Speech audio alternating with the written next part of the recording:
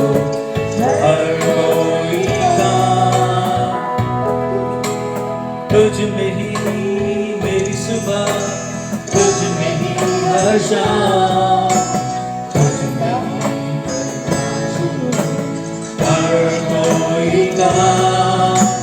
शुक्रिया करता हूँ मैं, शुक्रिया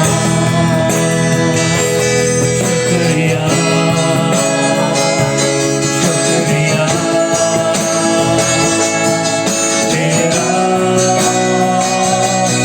शुक्रिया शुक्रिया। तूने बनाया है मेरे जैसा किया है, क्या दे सकता हूँ, क्या ला सकता हूँ, कहता तुझे बस शुक्रिया। क्या दे सकता हूँ, क्या ला सकता हूँ, कहता तुझे बस शुक्रिया शुक्रिया शुक्रिया शुक्रिया तेरा, शुक्रिया शुक्रिया शुक्रिया शुक्रिया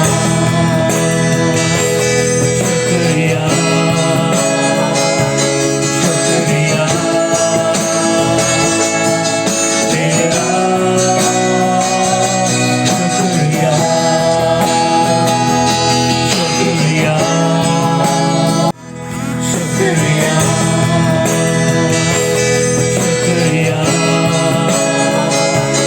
शुक्रिया तेरा, शुक्रिया शुक्रिया शुक्रिया शुक्रिया शुक्रिया तेरा, शुक्रिया शुक्रिया शुक्रिया शुक्रिया शुक्रिया तेरा, शुक्रिया शुक्रिया। We magnify you, Jesus. Even as we lift your name, Lord, we will yet us, O Father. We give you all glory. We give you all honor. We give you all praise. In Jesus' name. और अब जो समय है हम परमेश्वर के वचन पर हम जाएंगे और इस वक्त हम पढ़ेंगे मत्ती रचित सुसमाचार, इसका 7 अध्याय को हम निकालें।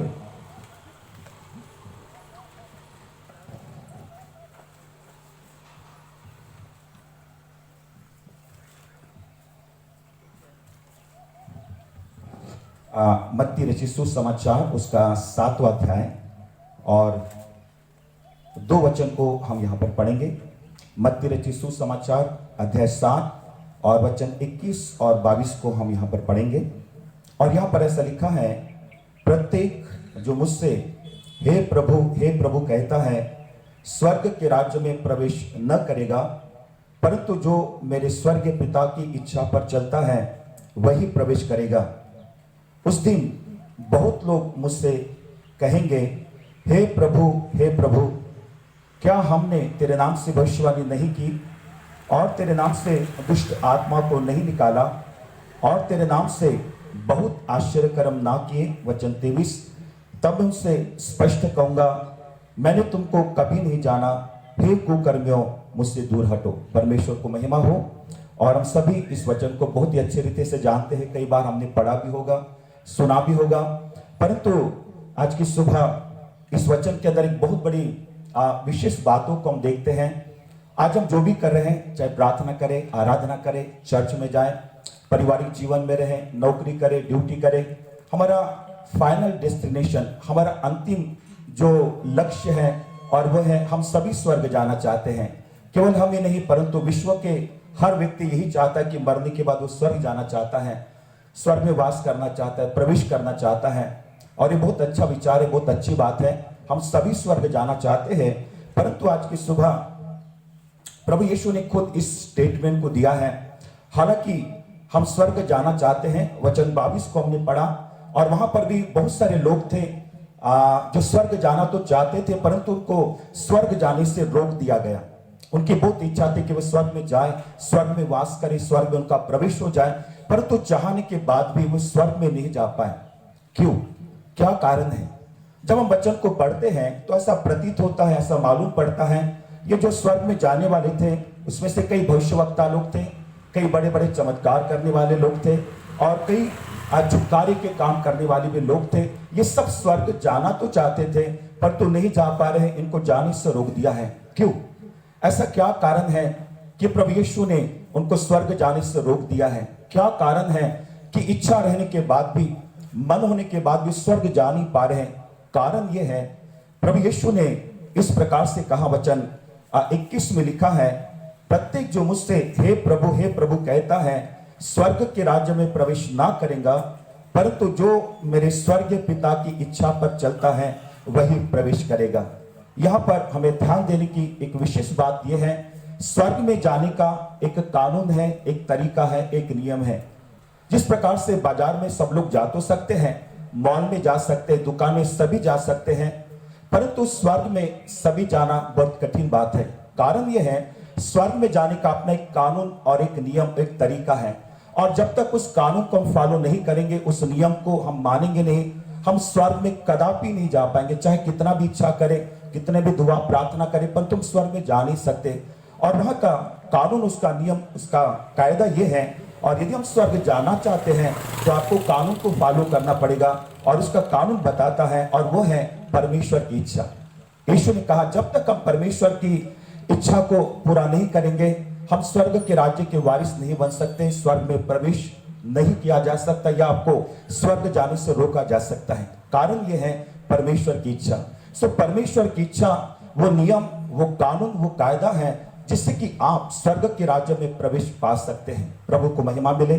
सो आज की सुबह हमें परमेश्वर की इच्छा को जानने की बड़ी आवश्यकता है, बड़ी जरूरत है। जब तक हम परमेश्वर की इच्छा को ना जाने, जब तक हम परमेश्वर की इच्छा को पूर्ण ना करें, हमारा परिश्रम बेकार हो जाएगा। शायद हम बहुत दिनों से प्रार्थना कर रहे हैं, बहुत दिनों से हम कलीसिया जा रहे हैं, बहुत दिनों से हम प्रभु की महिमा तो कर रहे हैं, परंतु अचानक ऐसा ना हो कि आपका परिश्रम जो आपने इतने साल तक आपने किया है व्यर्थ चला जाए, आपको स्वर्ग जाने से रोक जाए। और ये बहुत दुख होगा जब यीशु मसीह कहेगा मैं आपको पहचानता नहीं, और तो उस समय में बहुत दुख लगेगा, बहुत पीड़ा होगी, बहुत ही कष्ट होगा कि अरे इतने दिनों से हम प्रार्थना करते रहे, बाइबल पढ़ते रहे, चर्च में जाते रहे, प्रभु के लिए हम मदद करते रहे, सब कुछ करते रहे, परंतु अंत में हम स्वर्ग में नहीं जा पा रहे हैं। बहुत बड़ा धक्का लगेगा। प्रभु को महिमा मिले। इसलिए आज प्रभु ने हमको मौका दिया है, हमको अवसर दिया है, स्वर्ग जाने से पहले आज इस बातों को हम परख ले। क्या हम जो जीवन जी रहे हैं, हम जो काम कर रहे हैं, हम जो भागदौड़ कर रहे हैं, क्या वो परमेश्वर की इच्छा के अनुसार है या नहीं, उसके अनुसार हम कर भी रहे या नहीं, इस बातों को आज हमें देखने की आवश्यकता है। चाहे कोई भी क्यों ना रहे, आज हमें परमेश्वर की इच्छा को पूरा करना बहुत जरूरी है। इसलिए यीशु ने कहा केवल वही स्वर्ग में जा पाएंगे जो परमेश्वर की इच्छा को पूरा करेंगे।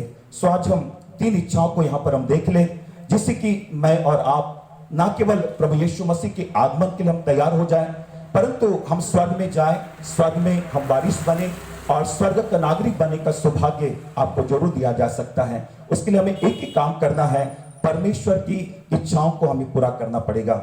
जल्दी से हम देखेंगे परमेश्वर की इच्छा क्या है। कई बार हमने दुआ भी करा होगा, प्रार्थना भी किया होगा, हे प्रभु मुझे बताइए जरा कि आपकी इच्छा क्या है, आपकी मर्जी क्या है। कई बार आपने दुआ किया होगा, परंतु आज हमें जरूर देखना चाहिए कि प्रभु की इच्छा क्या है। एक वचन को हम पढ़ेंगे, मीका नबी की किताब पुराने नियम में एक वचन को पढ़ें।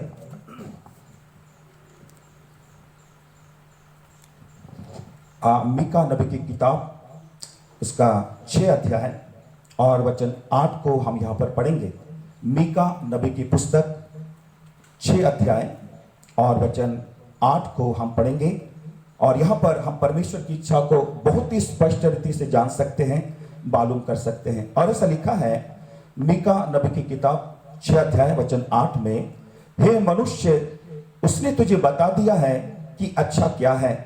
यहोवा तुझसे इसे छोड़ और क्या चाहता है कि तू न्याय से कार्य करे, कृपा से प्रेम रखे और अपने परमेश्वर के साथ नम्रता से चले। प्रभु को महिमा मिले। जब इस वचन को हम पढ़ते हैं तो यहां पर हम परमेश्वर की इच्छा को देख पाते हैं। वचन में लिखा है यहोवा तुझसे क्या चाहता है। यदि आपको कुछ काम करना है, कुछ काम करने की चाहत है, कहीं जाने की चाहत है, कुछ बनाने की चाहत है, आपकी चाहत ही आपकी इच्छा है। प्रभु को महिमा मिले। आप जो चाहते हैं वही आपकी इच्छा है, आप वही करते हैं जो आपकी इच्छा होती है, आप वही जाते हैं जो आपकी इच्छा होती है, आप वही बनाते हैं जो आपकी इच्छा होती है। आपकी चाहत ही आपकी इच्छा है। इसलिए बाइबल बताती है, वचन 8 में लिखा है यहोवा तुझे इससे छोड़ और क्या चाहता है, मतलब परमेश्वर की इच्छा। यहोवा की चाहत मतलब परमेश्वर की इच्छा है। यहां पर 3 इच्छा परमेश्वर प्रकट कर रहा है, बता रहा है। नंबर 1, पहला इच्छा परमेश्वर का यहां पर है कि तू न्याय से कार्य करे। यदि हम परमेश्वर की इच्छा को पूरा करना चाहते हैं तो प्रभु अपनी इच्छा को यहां पर बताता है, जो उसकी इच्छा है, चाहत है। और वो चाहता है कि हम अपने जीवन में जो भी काम करें, चाहे परिवार का काम करें, बाहर का काम करें, नौकरी में काम करें, बिजनेस में काम करें, जो भी आप काम करते हैं, परंतु बाइबल बताती हर एक काम बहुत ही न्याय के साथ हमें करना है। न्याय का मतलब यह है बिल्कुल निष्पक्ष रीति से, निष्कपट रीति से, निस्वार्थ रीति से हमें काम करना है। इसी को बाइबल बताती है, न्याय के साथ हमें काम करना है। क्योंकि लिखा है जब परमेश्वर न्याय करेगा हमारे कामों का न्याय किया जाएगा। उसके आधार पर स्वर्ग जाना नहीं जाना, इस बातों को आप जान पाएंगे। प्रार्थना से हम स्वर्ग में नहीं जा सकते, आपके काम बताएंगे कि हम स्वर्ग में जाएंगे या नहीं जा सकते हैं। इसलिए प्रभु अपनी इच्छा को बता रहा है, यदि आप स्वर्ग जाना चाहते हैं तो ऐसे काम हमको करना है जैसे कि बाइबल हमें बताती है कि तू न्याय से कार्य करे। मेरे प्रियो, प्रभु के अजीजों, परमेश्वर के प्यारों, परमेश्वर की इच्छा यह है जब तक आप जिंदा रहे ऐसा काम आप करें, एक न्याय का काम यदि आप करते रहे तो जरूर आप स्वर्ग के राज्य के वारिस बनेंगे। ये परमेश्वर की इच्छा है। नंबर 2, परमेश्वर की दूसरी इच्छा यहां पर बाइबल बताती है, ना केवल तू न्याय से कार्य करे परंतु कृपा से प्यार करे, कृपा से प्रेम करे। ये परमेश्वर की इच्छा है। कृपा मतलब क्या है? बाइबल बताती है कृपा का अर्थ होता है एक दूसरे की मदद करना, एक दूसरे के प्रति दयालु बनना, एक दूसरे के मददगार बनना। यह है कृपा जो परमेश्वर हमसे इच्छा रखता है। ये परमेश्वर की इच्छा है। यदि हम स्वर्ग जाना चाहते हैं, स्वर्ग के वारिस बनना चाहते हैं, ना केवल अपने मृत्यु तक ऐसे कामों को करें जो न्याय के काम है।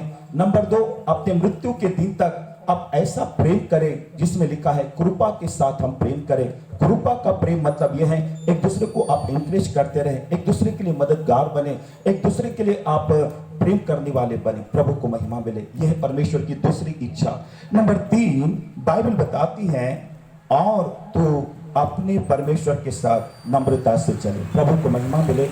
नंबर 3, बाइबल बताती परमेश्वर की तीसरी इच्छा वो ये है, परमेश्वर चाहता है कि जब तक आप जिंदा रहें, जीवित रहें, इस धरती पर आपका अस्तित्व रहे, तब तक आपको और मुझको परमेश्वर के साथ ही चलना है। परंतु आज खेद की बात यह है, दुख की बात यह है कि आज कई लोग संसार के साथ चल रहे हैं, मनुष्य की बनाए रीति रिवाज के अनुसार चल रहे हैं। बहुत दुख की बात है, बहुत पीड़ाओं की बात है। परंतु परमेश्वर की इच्छा यह है हम संसार की तौर तरीके अनुसार ना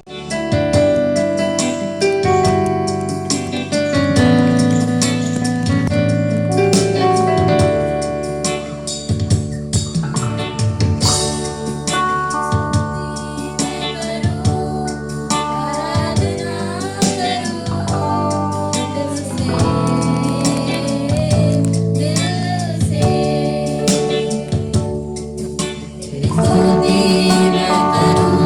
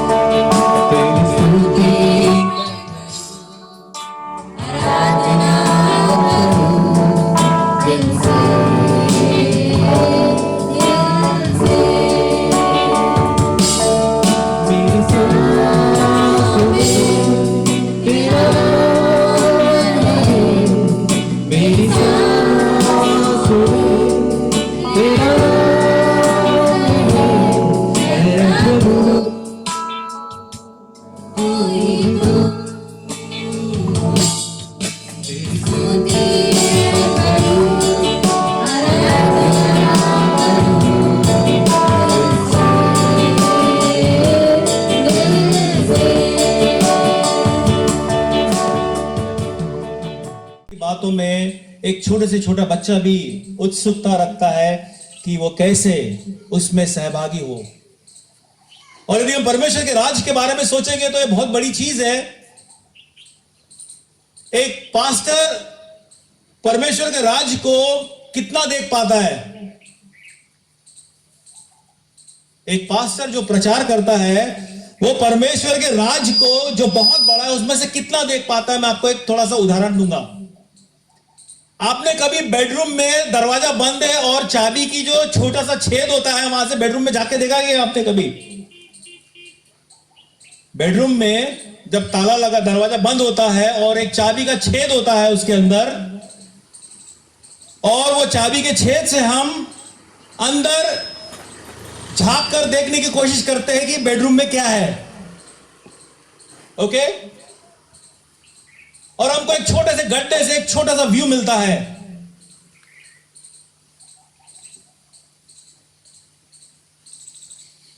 एक पास्टर को, एक खुदा के जन को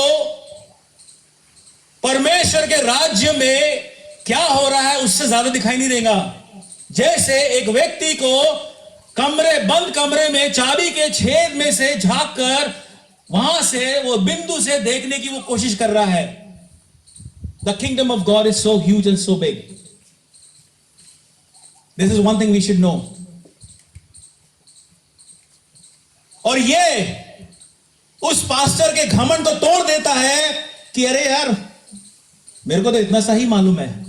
लेकिन एक गलतफहमी होती है कि मुझको बहुत कुछ मालूम है। लेकिन मैं आज आपको एक सच्चाई बताना चाह रहा हूं कि परमेश्वर का जन भी जब कुछ बोलता है तो उसके पास परमेश्वर के राज्य की जो डिटेल्स होती है वो उतनी सी होती है जैसे मैंने एक उदाहरण दिया आपको।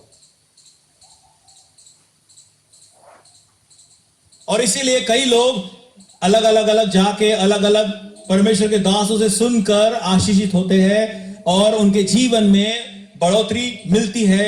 ऐसे कई अलग अलग खुदा के दासों से सुनने के बाद आपको शायद नहीं मालूम होगा, बट हमको मालूम है कि आज हम लोग यहां पे जो गैदर हुए हैं, this is not just coincident, this is not just a thought by some people that we should do it. पिछले साल एक पास्टर मेरे पास आया, उन्होंने बोला भैया तुम नागपुर आ गए लेकिन तुमने मिनिस्ट्री शुरू क्यों नहीं किया वापस? और हम लोग डिस्कशन कर रहे थे। मैंने बोला मुझको नहीं करना है अभी फिलहाल, I am not interested in it, क्योंकि जब मैं प्रचार करूंगा तो लोग भाग जाएंगे, अभी समय नहीं आया मेरा बोलने का। उसने बोला नहीं ब्रदर आप शुरू कर दो, क्योंकि आप जो सिखाते हैं वो हर पास्टर को और हर कलीसिया के मेंबर को सुनना जरूरी है। और तब उसने मुझको बोला एक काम, मैं बोला मुझको शुरू करना है बट अभी नहीं। तब उसने कहा नहीं ब्रदर आप एक काम करो, बस आप यहां पे घर के सामने स्पीकर लगा दो, बोले अपना म्यूजिक सिस्टम ले लो और आपकी वाइफ रोबिना ये सिर्फ माइक ले ले और आप लोग आके गाना और वर्शिप शुरू कर दो और देखो कि कैसे शुरू हो जाएगा सब कुछ। हमने उसकी बात मजाक में ले लिया, बहुत सीरियसली बोल रहा था वो। उसकी बहुत अच्छी मिनिस्ट्री है नागपुर में, बट हम कुछ कुछ बातें ध्यान नहीं देते। और मैंने बोला हाँ ठीक है करेंगे, वो भी करेंगे, जब समय आएगा तो हम वो भी करेंगे। सिर्फ इतना ही नहीं, एक और बहुत महत्वपूर्ण बात मैं आपको बताना चाहता हूं। जनवरी में परमेश्वर ने बोला कि I want you to go online this year. मैं चाहता हूं कि तुम जो वचन मैंने तुमको दिया हूं तुम इसको ऑनलाइन लेके जाओ। मैंने बोला प्रभु मेरे पास तो चर्च नहीं है, मैं किसको प्रचार करूंगा? परमेश्वर ने बोला कि जो वचन मैंने तुझे दिया हूं तो इसको ऑनलाइन लेके जा। So I decided, okay, we will go online, not knowing that there is coronavirus on the way and everything will go online. I never knew that there would be something like this developing, but God knows about all these things. And he started to prepare to go online before the world went online. So ये जो बातें हो रही है ये सिर्फ ऐसे ही नहीं हो रही है, अपने आप में नहीं हो रही है, परंतु इसमें परमेश्वर का एक माइंड है। आपको मालूम है कि हम डेमोक्रेसी पे विश्वास करते हैं, रूल बाय पीपल। ओके, 10 लोग मिलकर डिसीजन लेते हैं और वो जो डिसीजन होता है उसको हम फॉलो करते हैं। परमेश्वर का राज्य डेमोक्रेसी नहीं है, वो थियोक्रेसी है। But the kingdom of God penetrates even in the democratic system. God does what he wants to do, चाहे वो मोनार्की हो, चाहे वो डेमोक्रेटिक सिस्टम हो, चाहे वो कोई भी सिस्टम हो, परमेश्वर वो सिस्टम में प्रवेश करता है और अपनी इच्छा को पूरी करवाता है।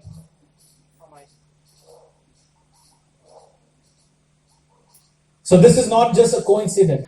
Romans chapter 1. Read 17, 18th verse. For the wrath of God is revealed from heaven against all ungodliness and unrighteousness of men who hold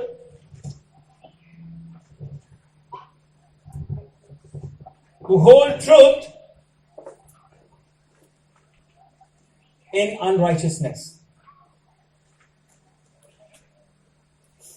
Because that which may be known of God is manifest in them, for God has showed it unto them. For the invisible things of God, invisible things of Him from the creation of the world are clearly seen, being understood by the things that are made, even His eternal power and Godhead.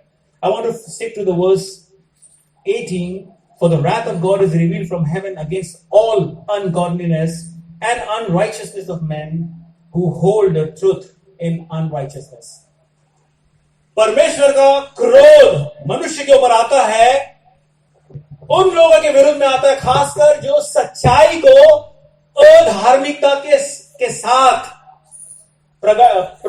ये करते हैं, represent करते हैं। Who hold the truth of God. Now what happens is that we all know the truth of God. How we know the truth of God? Because God revealed it unto us. एक दिन आए हमारे जीवन में, हम यीशु या Christianity के religion को फॉलो कर रहे थे, परंतु एक दिन वो आया जिस दिन ये सच्चाई हमारे जीवन में आई, हमको समझ में आया, परमेश्वर ने अपने आप को रिवील करा और हमको उसकी सच्चाई दिखाई देने लगी।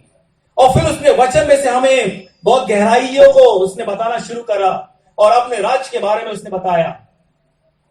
लेकिन मन इतना करप्ट था कि ये सच्चाई जानने के बाद भी मनुष्य से कुछ फायदे की बात मिलने के लिए हमने उन सच्चाई को छुपा दिया और उन सच्चाई में से कुछ बातों को लेकर अपने फायदे के लिए हमने वो सच्चाई का इस्तेमाल किया।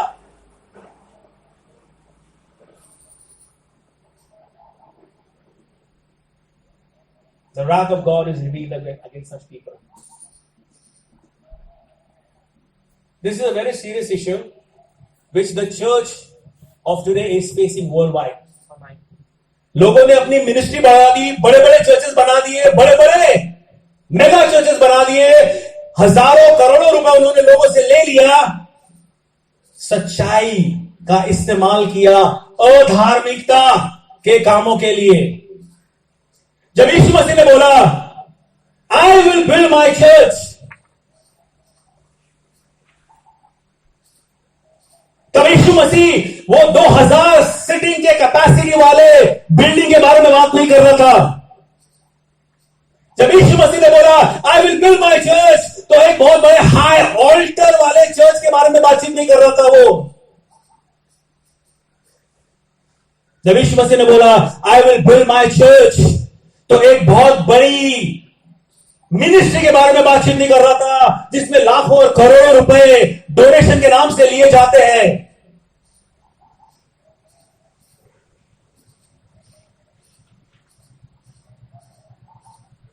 जब यीशु मसीह बोल रहा है आई will build my church, he was talking about every single individual in the body of Christ. हर एक वो व्यक्ति जो मसीह की देह में है उसके बारे में यीशु मसीह बोल रहा था कि I will build my church, that means I will build you as a people.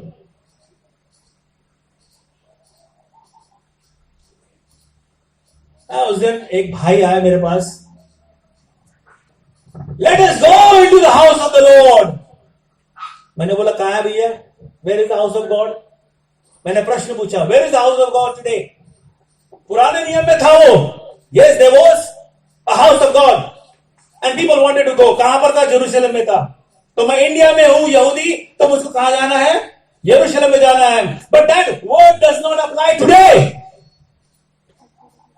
in the sense it applied those days। और यदि आज हम बात करते हैं कि मैं यहोवा के भवन में जाऊंगा, उसका मतलब क्या होता है? वो हाई ऑल्टर वाला जिसमें ऐसा तंबूरा लगा और ऊपर में क्रॉस है, उसके बारे में बोला गया है वो?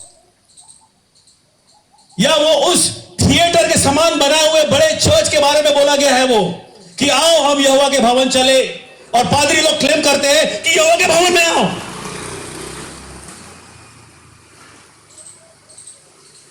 लेकिन आज जब हम इस वचन को पढ़ते हैं, सबसे पहला प्रश्न आता है, वो भवन कहां है जहां पे हम जाए? अरे कौन सा भवन है वो? और हम बिना सोचे समझे एक बिल्डिंग के अंदर जाते हैं और सोचते हैं हम परमेश्वर के भवन में जा रहे हैं, and we miss everything. Let me tell you, in the New Testament, what is the भवन? What is the building of God? What is the house of God? Yeshu Masih ने बोला, क्या पौलुस ने बोला, क्या तुम नहीं जानते कि तुम पवित्र आत्मा के मंदिर हो? You are the temple of God and God dwells in you। Paul बोलता है कि हम सब मिलके परमेश्वर का भवन बनते हैं। हम सब मिलके क्या बनते हैं? परमेश्वर का भवन बनते हैं। So there are two types of house of God। One is you in which God dwells। So जब हम बोलते हैं कि हम यहोवा के भवन जाएंगे, तो कहां जाएंगे आप? अरे भवन तो आपके अंदर ही है, परमेश्वर आपके अंदर निवास करता है, आपका शरीर ही भवन है। तो आप कहां जाएंगे? You are the church. The second, when you gather together, you become the house of God. And today this gathering is the house of God. When we gather together to worship God as a church, as a corporate church, we are the house of God। There is nothing beyond this। And if you think something else beyond this, then that's an illusion। You're far away from truth।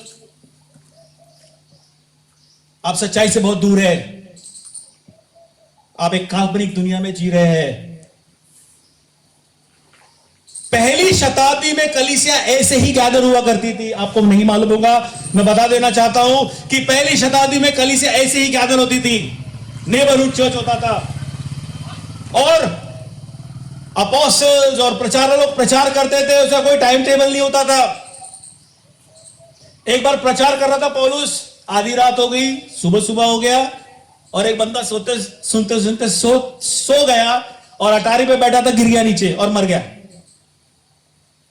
और फिर उसको जिंदा किया गया। And prayer meeting चल रही है, उसका कोई टाइम टेबल नहीं है, लोग वचन सुन रहे हैं, रात हो गई है, मिडनाइट हो गया है, और अर्ली मॉर्निंग होने पे आ रहा है।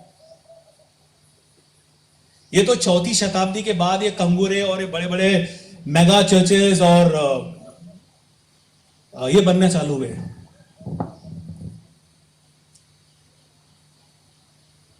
Beloved, I want to tell you one thing। I'm here to break everything that is not from God, to demolish everything that is not designed by God। आपको मालूम होगा, एक बार परमेश्वर ने इजरायलियों को मृत्यु से बचाया था। कैसे? उसने बोला कि एक लकड़ी पे एक पीतल वाले सांप को टंगाना, ताकि जितने लोगों को सांप डसेगा, यदि वो उस पीतल वाले सांप को देखेंगे तो वो बच जाएंगे, मरेंगे नहीं। Do you know this story? We all know this story. 400 साल बाद वो जगह जहां पे वो पीतल के सांप को लटकाया गया था, it became an alter.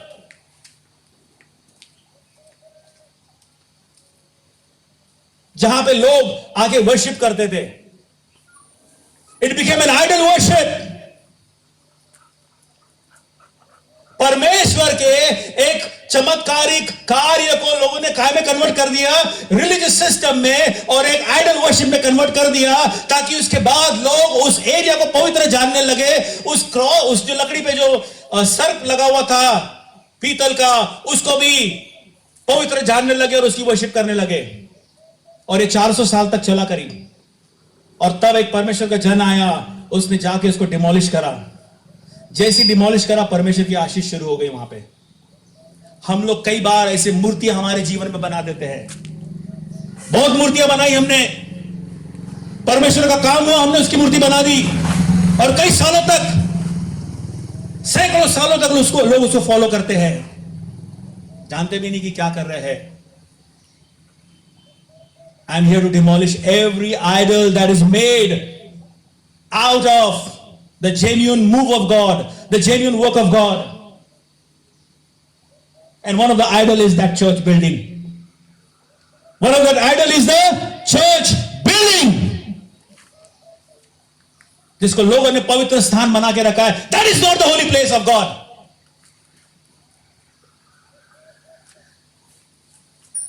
That is not the holy place of God. You are the holy place of God. God dwells in you.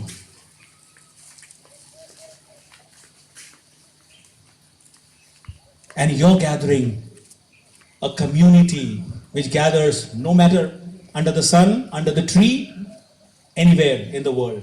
When they gather together, they together become the house of God in which God dwells.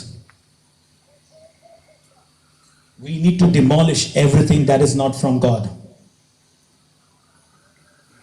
Pastors group में मैं member हूं, तो कई पादरी लोग लिखते हैं Sunday के पहले, जो व्यक्ति परमेश्वर के भवन में नहीं आता है. अब क्या हो गया भैया, कोरोना है ना, कहां है तुम्हारे चर्च के मेंबर्स और तुम्हारे भवन और तुम्हारा ये, जो परमेश्वर के भवन में नहीं आता है. And you know, they speak all that. Where is today that? Where is today that? If that is the house of God, then it is the most secure place on the earth. But it is not. यदि वो church building जिसमें कंगूर और cross लगा हुआ है, if that is the house of God, that should be the most secure place on the earth, but it is not. Why? Because it is not the house of God. Otherwise सब लोग वहां पे जाके बैठेंगे and nothing will come to them. We need to demolish everything that has been erected incorrectly against the scriptures of God, from our lives, from our practices, from what we do.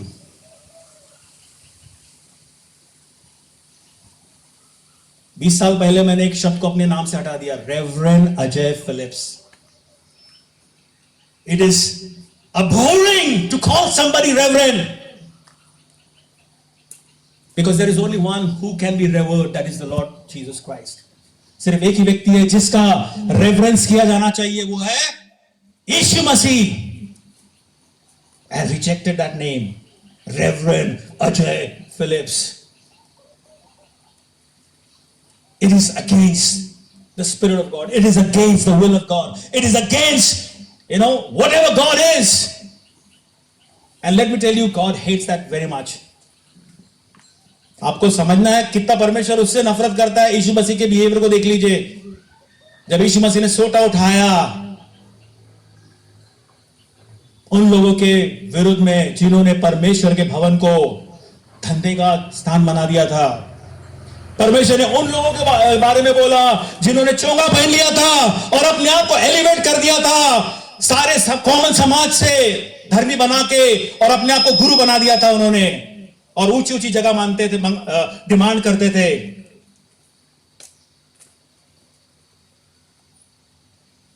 We are going to demolish everything that is not from God.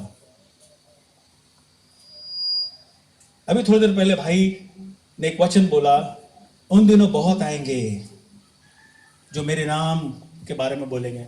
मैं बताऊं, what does that mean actually?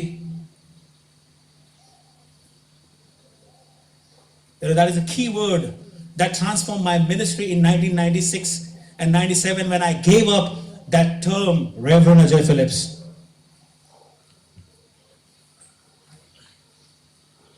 क्योंकि उन दिनों में मैंने एक दर्शन को देखा, एक स्वप्न को देखा, परमेश्वर ने दिखाया स्वप्न. वो स्वप्न ये था कि मैंने आज एक पास्टर, उसकी बहुत बड़ी मिनिस्ट्री है नागपुर में. मैंने वो भाई को देखा, उसके पास कौचा था और उसके आजू बाजू रेती, ईंटें, गिट्टी सब रखे हुए थे और वो एक इमारत का निर्माण कर रहा था मेहनत करके. और उसके बाद मैंने ऐसा पीछे पलट के देखा क्योंकि मैंने देखा परमेश्वर मेरे बाजू में था. I didn't see his face, I just felt his presence, so I looked at him and I saw his face in the dream. He was very disappointed and he said, I don't want he should be doing that. परमेश्वर ने इस तरीके से बोला, मैं नहीं चाहता कि ये बनाए, ये जो भी बना रहा है ये मैं नहीं चाहता ये बनाए.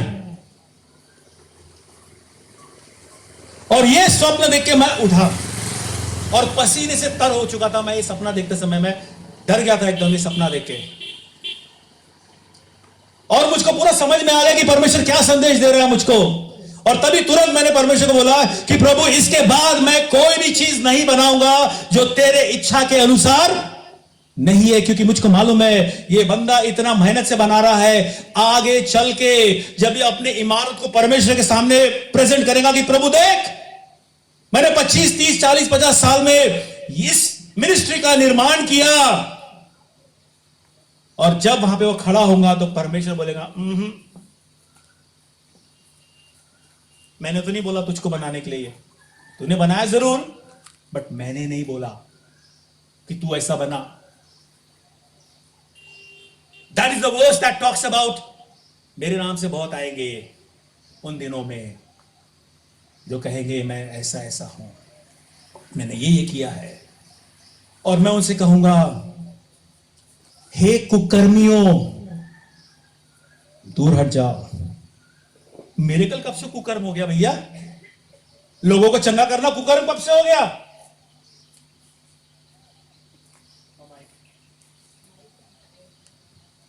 चमत्कार करना कब से कुकर्म हो गया?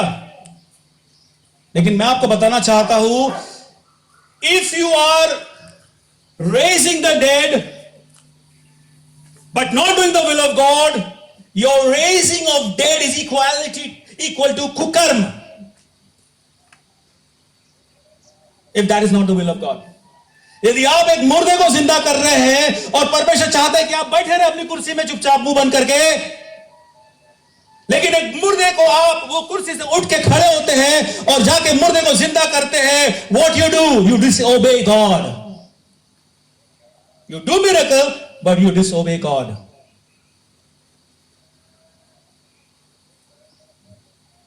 I hope you are understanding what I'm trying to say. परमेश्वर बोलता है कि तू वहां बैठ जब तक मैं बोलता नहीं. वहां पे व्यक्ति मर रहा है, आप उठते हैं वहां से जाके उसको चंगा करते हैं. What you did? You disobeyed God. Miracle हो गया, but you disobeyed God. And God will say, I don't know your works because I did not authorize you to do that work. Okay, you did it, fine, but I reject it. I reject your work. It will not be counted. और उस दिन मैं सपने में उठा और मैं घबरा गया क्योंकि एक व्यक्ति, पास्टर, अपनी जिंदगी को त्याग कर परमेश्वर की सेवा करता है, और यदि वो गलत निर्माण का काम करता है जो परमेश्वर नहीं चाहता और उसको बनाता है, उसका अंत ये होता है कि परमेश्वर उसको रिजेक्ट कर देता है. तो उसके अंदर वो जो रिग्रेट फीलिंग रहेंगी स्वर्ग में परमेश्वर के सामने, वो बहुत भयानक होंगी. क्योंकि तुमने सारी जिंदगी लगा दिया, तुमको क्या मिला? कुछ नहीं. These are serious issues, beloved. That is the day I decided I will do the will of God and not ministry. That is, and after that God started to speak to me in a very different way. मैंने अपने नाम से निकाल दिया Reverend Ajay Phillips, because God revealed certain things. We are going to demolish everything that has not been established by God. People like it or not, people want it or not. I'm not here to please anybody. Nobody. I am not the servant of any man.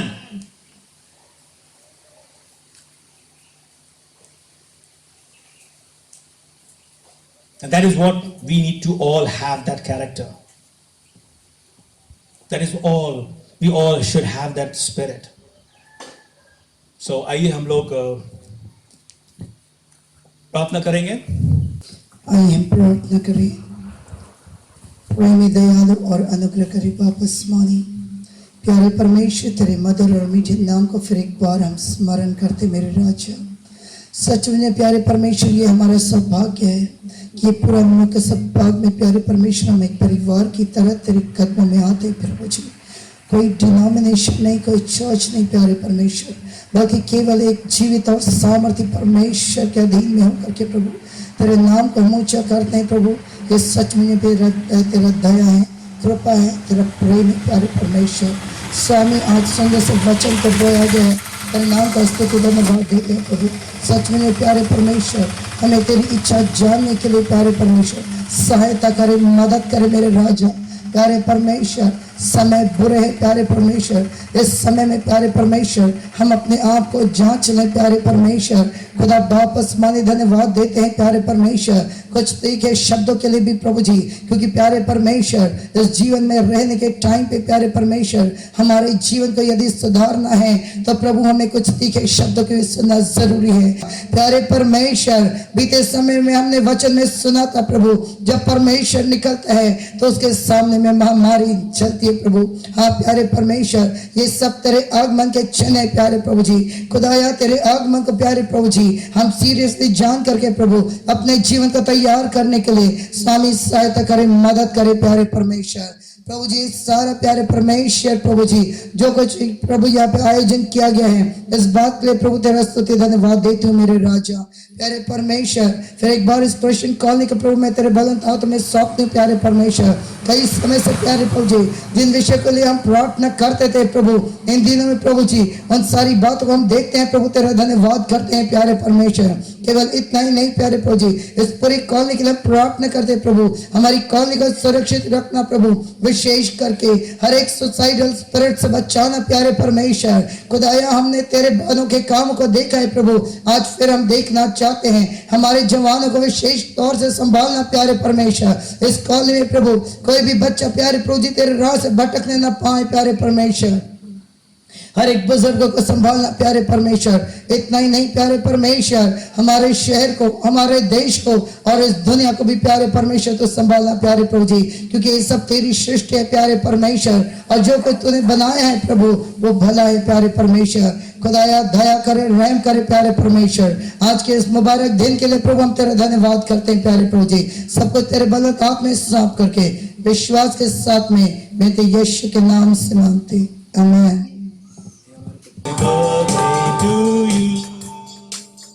Happy birthday, dear Christina.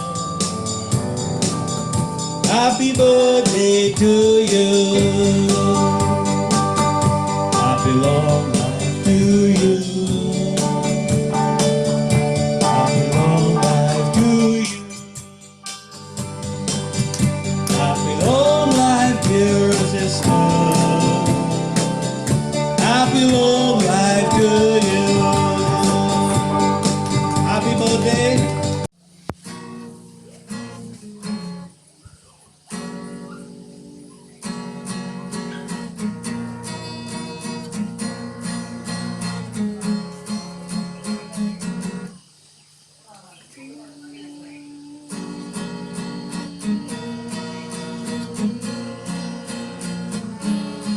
There is a river where the goodness flows. There is a fountain that draws sorrow.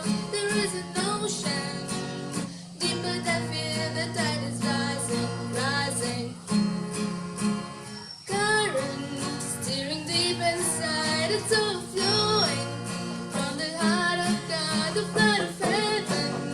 rushing over.